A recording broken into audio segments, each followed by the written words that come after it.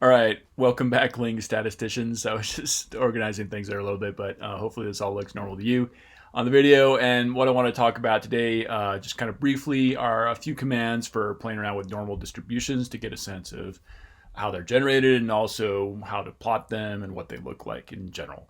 And then lastly, kind of like a way to check whether or not your distribution is normally distributed or not, kind of by eyeballing it, but a little more sort of quantitative than that.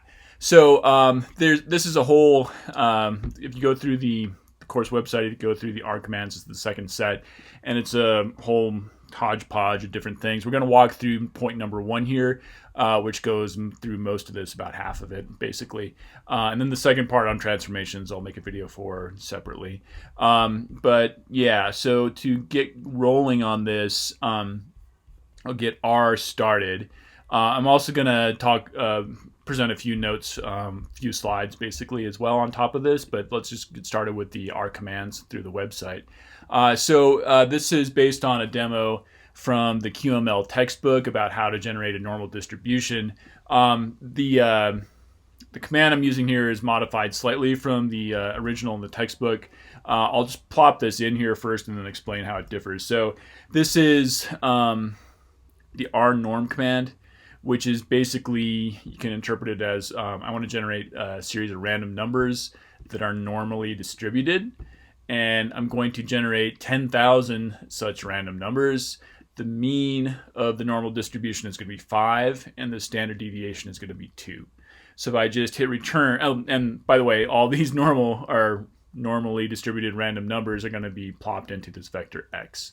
So if I hit return here, it does basically 10,000 calculations in a split second, and I can't see what happened because they all got piped into x. So if I type x here, then it shows me what these 10,000 random numbers are. There's a lot of them, and I'm not going to walk you through all of it, but instead we're going to look at pictures of this because they're easier to interpret, right? So a picture is worth 10,000 random numbers, I guess. Anyways, the one difference here between this demo and what we see, you see in the textbook, is that the mean in the textbook is 4.5. I made it 5 here because the pictures wind up looking a little bit prettier. So we can plot this normal distribution with this command, which is also found in the textbook. So yeah, not gonna sort of worry about the syntax here too much. Kind of the crucial part of it though is this plot function right here, which is super useful. It'll give you a graphical plot of your data, and this is in the middle here, basically telling you to plot a normal distribution, this d norm. So I'm not plotting the 10,000 numbers I generated with this command. Instead, I'm going to plot a normal distribution which has these features, the same features by which we generated the random numbers. So a mean of 5 and a standard deviation of 2. The 0 and 10 here on the right-hand side just tells you plot it from 0 to 10 on the x-axis. It's going to be centered around 5. So it should be relatively symmetrical that way. And this bit is just the syntax you need to get this actually plotted, this function plotted using this plot command. So I'm not going to talk about that further. If I just hit return, you see the results. And it looks like this. So one thing I can mention here is that this is a density curve. So it's a mathematical idealization of a normal distribution, right? So I'm not plotting specific observations or anything like that. It's the entire curve will have an area of 1 underneath it. So what we see on the x-axis is some portion of one unit area underneath this curve, and it looks like a normal distribution ranging from 0 to 10 on the x-axis. The mean's at 5, and the standard deviation is 2. So if you go from like 4 to 6, that gives you the standard deviation, sort of, or basically 68% of the curve should fit underneath that, or in between those two lines, right? We won't talk about that further. I just want to show you how to kind of match it up with the random numbers we generated in the first part of this demo. So for that, I'm going to use this command. So this is the hist command, the histogram command that we've seen before. I'm plotting the x set of random numbers. This is also going to range from 0 to 10 on the x-axis. We've seen this command before as well. The breaks equals 100. So that's just how many columns we'll plot, or how many breaks between the columns we'll plot in this histogram. And then frequency equals false makes this also a density curve rather than an observations curve. So that should match up with what we've seen pretty well, with what we plotted in this command pretty well. It won't be exact though, because there's some randomness in this set of x numbers, right? So if I hit return there, and this winds up being slightly different every time, I get something that looks like that. So unfortunately our density curve kind of disappeared, but this is something that looks sort of like that density curve. Should have a mean of around 5. You see the big bump here. It's hard to tell exactly where the mean is. And then a standard deviation of about 2. So here's 4 and here's 6. So ideally 68% of the curve is supposed to fit in between those two numbers. If I want to try to match it up, well, first of all, let's change one thing about that command. So I said this frequency equals false. Parameter switch will plot this set of numbers as a density curve. So I'm getting from like 0 to 0.2 here, some portion or percentage of 1 in this plot on the y-axis. If I don't want that, if I want to actually look at the actual observations within a certain bin or column, then I can get rid of that and just plot it this way, which looks a lot like the histograms we've seen before. And then when I do that, it doesn't change anything about the shape of the curve at all, or the distribution histogram, whatever you want to call it. But it changes the y-axis labeling. So it goes from 0 to 400 now, rather than 0 to 0.2, basically. But if I want to be able to match up the histogram with the idealized curve for this normal distribution, then I have to plot density curves for them both. So what I'm going to do is go back to that original command we had for the histogram with the frequency equals false parameter in there. And I'm going to plot it again. We're back on this scale on the y-axis. And then I'm going to go back and plot this function based on just the underlying parameters of the normal distribution, where mean equals 5 and standard deviation equals 2. And what I'm going to do here, which I didn't do before, sorry, this is my original plot function, I'm going to add this other switch here called add equals true. I could even just say add equals capital T, and that'll work as well. But what that's going to do is it's going to add this plot on top of the histogram. And I should be able to see the curve on top of the columns in the histogram to see how well they match up, if everything goes according to plan. And lo and behold, there we go. So here's my idealized normal distribution curve. And then this is the histogram on top of it with all the separate columns, right? So they do match up pretty well. Like I said, it's kind of hard to figure out exactly where the mean of the, or the high point, as it were, the mode of the histogram is. It looks like it's this one, and maybe that matches up pretty well with 5 in the sort of idealized curve, but it doesn't have to, because we're expecting some random variation here. So some of these columns are above the idealized curve, some of them are below, but they're all in the general neighborhood of where we expect them to be, right?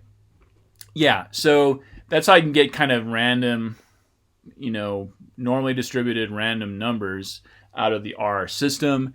And this is also kind of a way of showing you what you can normally expect normally distributed data to look like. It's not going to look like a mathematical perfection. It's going to look like something a little bit messy, because the world is always a little bit messy, and we're just kind of trying to simplify it by understanding it in terms of these sort of mathematical abstractions.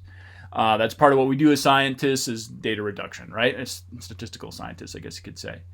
I'm going to move on from that. Hopefully that is all clear, and I will go back to this height data that we've talked about numerous times. So I'm going to load it in from the course website. We've done this before. I'm not going to walk you through what's going on there again, but I want to do the same thing. So before, with this plot I made here, I'm just generating random numbers from scratch.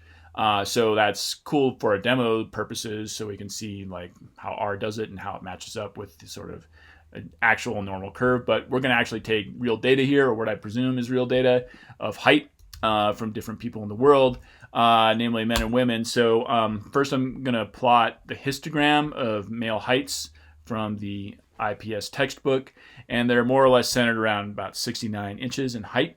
And I can't remember exactly what that is in centimeters, but you could do the conversion now if you want to. And it looks relatively normally distributed, again, with a little bit of asymmetry on either side, but nothing much to worry us. And then I'm going to plot on top of that this sort of idealized normal distribution curve. So before, we knew what the mean and the standard deviation were. Mean equals 5 and standard deviation equals 2 in that original demo I showed you. But here, I can't remember exactly what the average height was for men. It was about 69 inches. And I definitely don't remember what the actual standard deviation was. But instead of that, what I'm going to do is when I specify the mean of this normal distribution here, I'm just going to say make it the mean of the men's heights in this data sample we've got. And for the standard deviation, just specify that it's the standard deviation of that data set. And I know from previous experience that we can plot this from about 50 inches on the low end to 80 inches on the high end. 80 inches would be quite a tall dude. That's 6'8". Again, I'll let you make that conversion, but it's over 2 meters high. And then add equals t to get them both on the same plot together. And what we see is something that looks pretty normal, although it doesn't necessarily look like it's exactly lined up mostly because of the way the actual data kind of gets binned and separated into these columns. We also notice that this curve goes above sort of the limits of the original plot. So if you wanted to, you could plot this in a slightly different way. So with the plot command, we have this add equals t function. We can get rid of that. And just plot the curve by itself anew. And it gets stretched out here on the left-hand side because we don't actually need it to go down to like 50. Maybe I can tweak that as well. And just say, let's go down to 60 and see what we get. So this looks nicely symmetric, kind of around 70 inches, not quite. And then what I want to do is add that histogram to it, like this. So I'm going to plot the histogram for male heights. This is making a density curve, and I'm going to add it by doing this add equals t switch here at the end. And then we should be able to see the top of the normal distribution curve and also see how or where or how well it lines up with sort of the mode of the actual observed data. It's pretty close, and we can kind of see that the curve shape looks a lot like the histogram shape as well, but it's not an exact match again as well. But generally speaking, you'd say, well, that height data is normally distributed. Okay, nobody's going to look at this and say, wow, it's not a normal curve, like if they're just eyeballing it, right? But it doesn't look like a J-shaped curve or a U-shaped curve or anything like that, right? We can try this with the women's data as well. Maybe I'll do it the way I did it before, except kind of moving the parameters around a little bit. Let's go like 55 to 75 for our scale on the x-axis. And then we just need to switch men to women there in terms of what group of people's heights we're looking at. And we get a idealized curve that looks like this.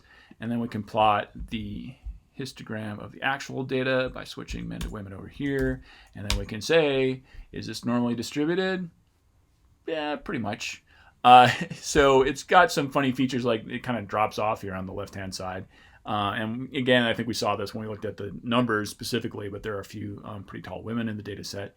But basically, it's centered around the same place where you expect the idealized curve to be centered.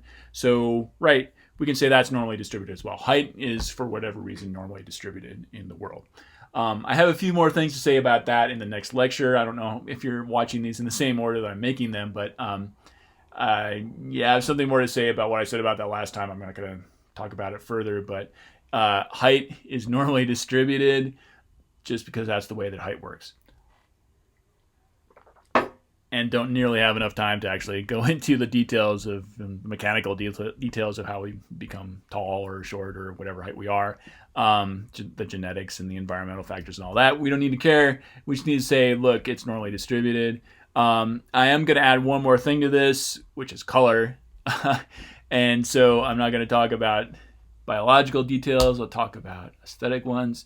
I would not say this is the aesthetically most pleasing choice you could make for the color of heights in this histogram, but it's an example of changing that all to green. And it's pretty easy to do. You just add this sort of parameter setting in your histogram command. Color, C-O-L, equals, got to put a C in there for some reason, equals green. And then if you want, you could add the normal, the idealized curve in there.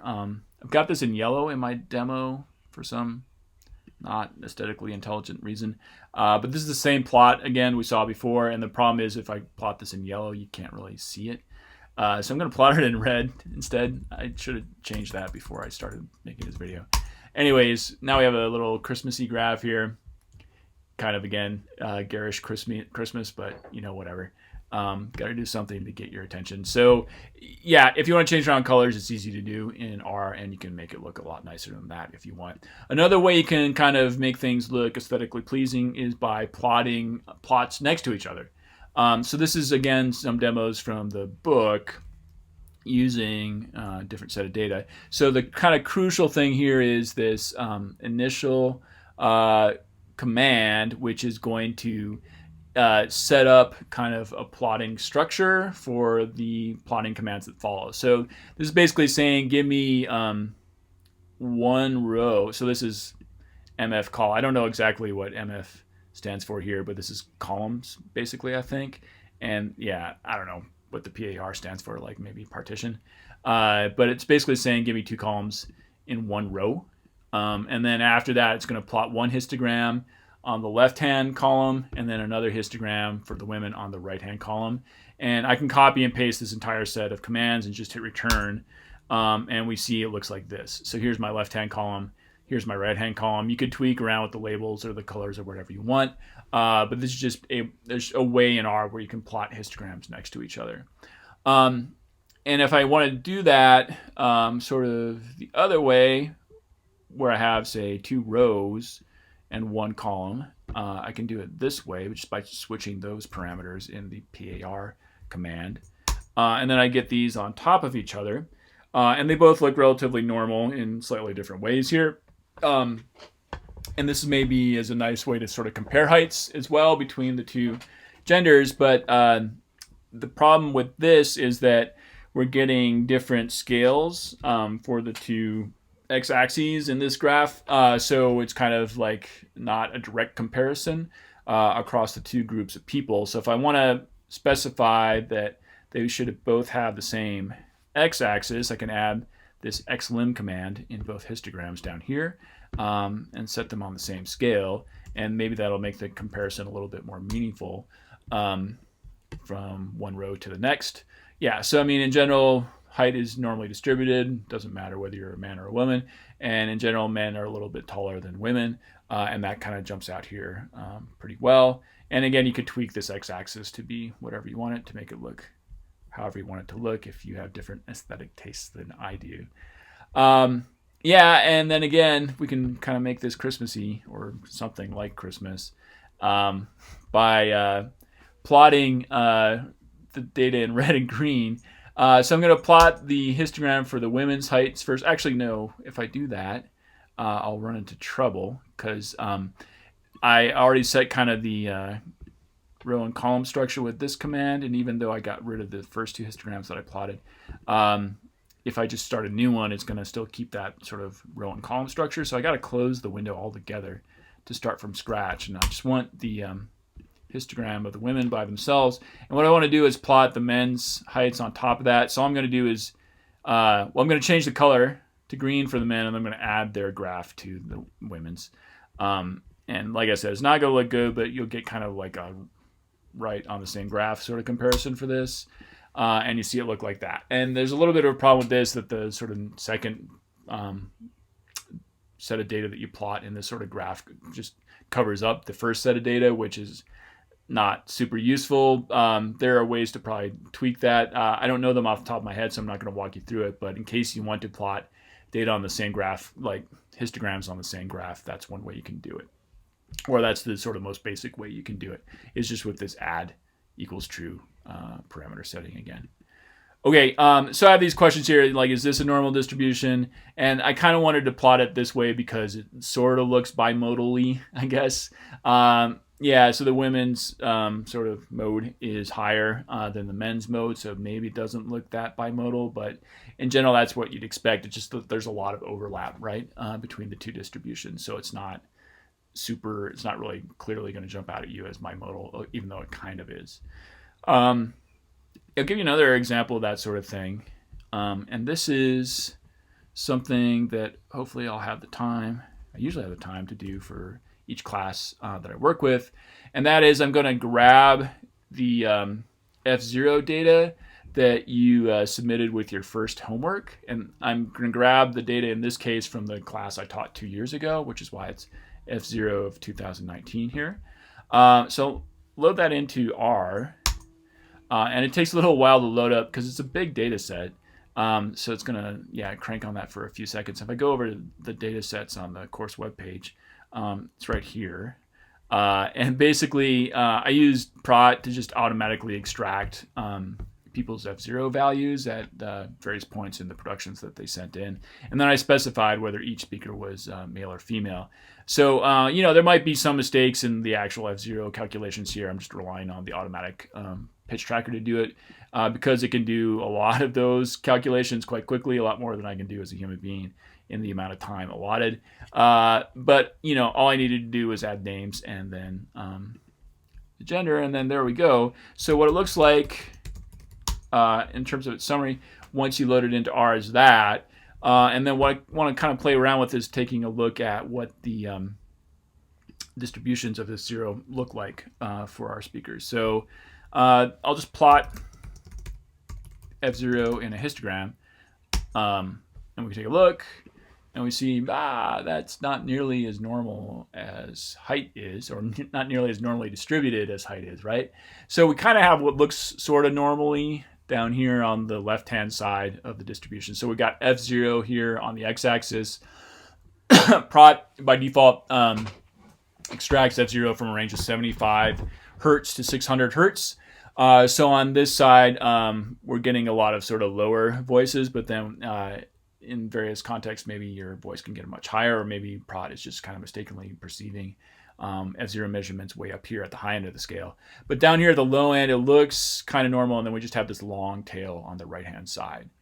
And then we can kind of also tweak it for men and women. So I'll subset out the data for the two genders. Again, sorry, I shouldn't type while I try to think or talk either. I'm just going to grab the male data and put it into that data frame, and then I'm going to do the same thing for the female data, and we'll plot those separately. And just to make sure, now we've got, oops, that didn't seem to work. Did it? No, why didn't that work? Oops, I might have to edit this out.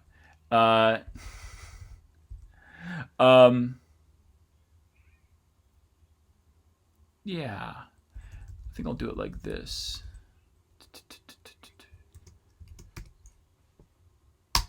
Oops. Yeah, I'm gonna have to pause this and I think set it back up here in a second before I screw this up even further.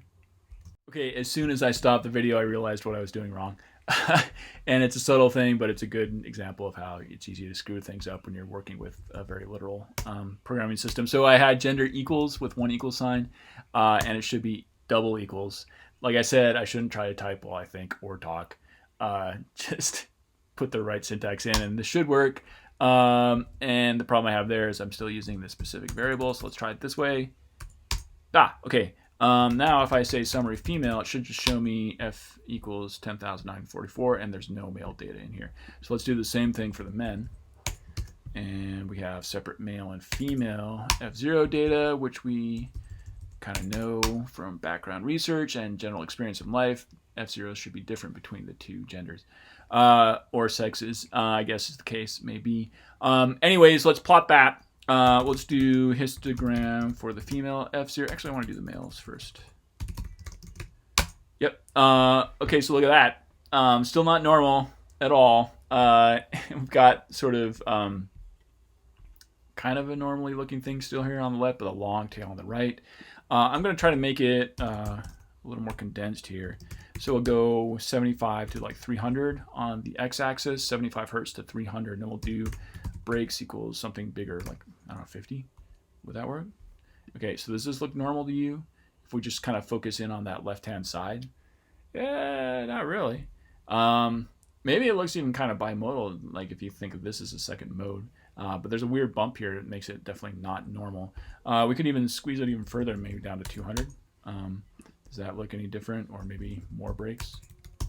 At some point, it's just kind of gonna like splinter if you make too many breaks in this thing. But yeah, so I mean, I normally tell my phonetics classes, my intro phonetics classes, that male F0 averages about 120 hertz. And lo and behold, we got this big bar here right around 120 hertz, so that seems to fit. I tell my classes as well that female F0 tends to average around 220. At least that's what the research showed back in the 50s. We've got some big bars here in the middle. Maybe if we zoom in, we can see if they look maybe a little bit more normal. What's a good range there? Like maybe 150 to 300, something like that, with a lot of breaks. And what do you think? It's less than 200 in this case. It seems to be in terms of the mean, but those high values might sort of stretch those up a little bit from that. But the mode, at least, is a couple sort of bins below 200. But either way, even if we zoom in close to this sort of small part of it that seems more normal than the whole thing, it's still not totally normal, right? It's not nice and symmetric, or it doesn't have that bell-shaped curve. It's stretched out or skewed to the right. Yeah, so F0 is not a normal distribution. So there's another way you can look at this, which is kind of interesting. Actually, I think, yeah, I'll skip that part. Anyways, you can use these commands, which are listed in the textbook as well. And we'll do this for the height data first, before I get into it for the F0 data. But it's called QQ norm. I'm going to do this for the women's heights. And if I just put this command in, what it does is plot this, which is a lot of circles with heights here on the y-axis, and then something called theoretical quantiles here on the x-axis. And they look like they form kind of a diagonal line moving upward there. And then if I also plot this QQ line command, then I've got this sort of line plotted over on top of that, and the dots match up with it pretty well. So this is the part where I mentioned earlier I wanted to walk you through a couple of brief slides on this. So just in case you want to know the basics of what's going on in the background there for those commands, this is some information I cribbed from the Introduction to the Practice of Statistics textbook. So I'm following their lead on this. But the idea is that first you sort your observed data values, like women's heights, from smallest to largest. So, you know, there's a certain group of women with the shortest height, and then a certain group of women with the next shortest height, so on and so forth. You do that, sorting them all the way up to the tallest women. And then from there, what you do is you record the percentile of the data each value occupies. So we haven't really talked about percentiles per se, but if you remember, we talked about medians and quantiles early on in the semester. You can kind of think of the median as like the 50th percentile, stretching from like 0th percentile to 100th percentile. It's the one that's right in the middle. And then the first quartile, did I say quantile? Yeah, first quartile would be the 25th percentile, and then the third quartile will be the 75th percentile. The way it works out in a case like this, let's say you had a data set of 20 values, like 20 heights. The smallest value would be at the 5th percentile. The second smallest would be at the 10th percentile, or basically the 5% point in the distribution, the 10% point in the distribution, so on and so forth. You can order your data like that in terms of like how does it fit in amongst a group of like 100 observations with like those values. So when you have just 20 values, kind of expand that 5 times. So the lowest one has 5th percentile, the second one is 10th percentile. That's basically the easiest way to calculate what a percentile is. And actually, just thinking back, when we calculated calculated z-score for my height, and then converted that into sort of like a proportion of the normal distribution, which had like how much of the normal distribution for male heights is like lower than the z-score. And I think I told you it was 96.9%.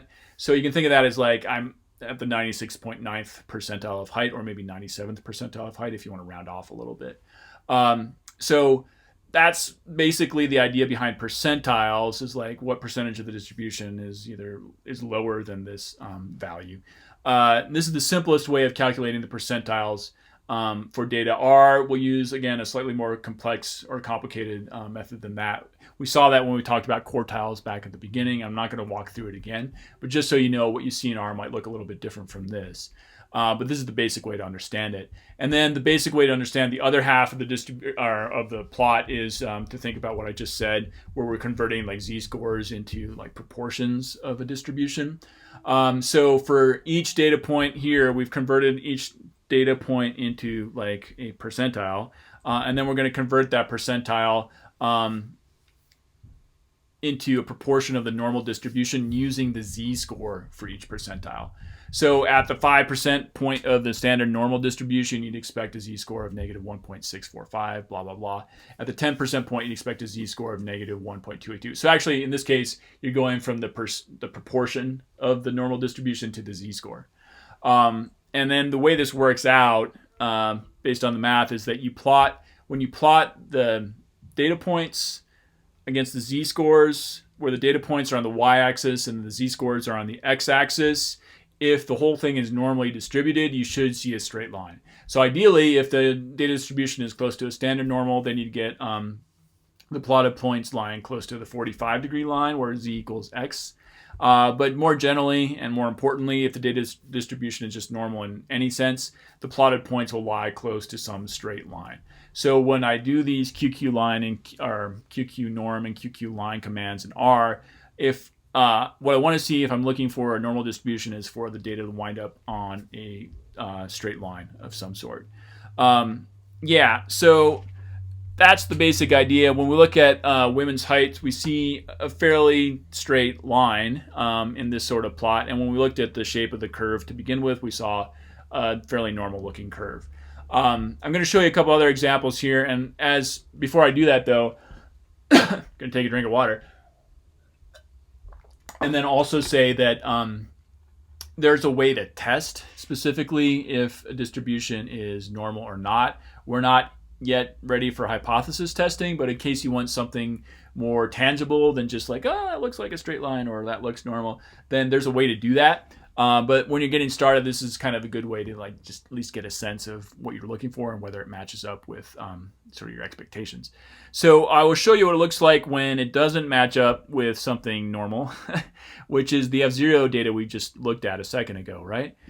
So instead of having women's heights here, let's look at the female FZero.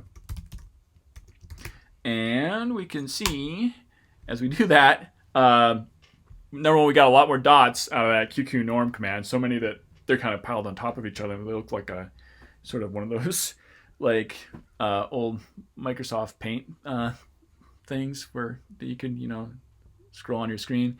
That's probably a useless reference for anybody not born in the 80s at least.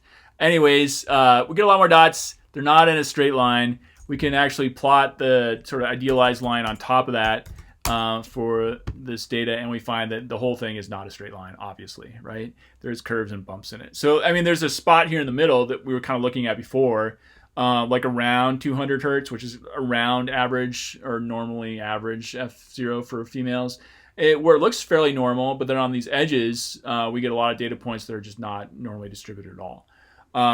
And we can try this for the men as well, and we see a similar story.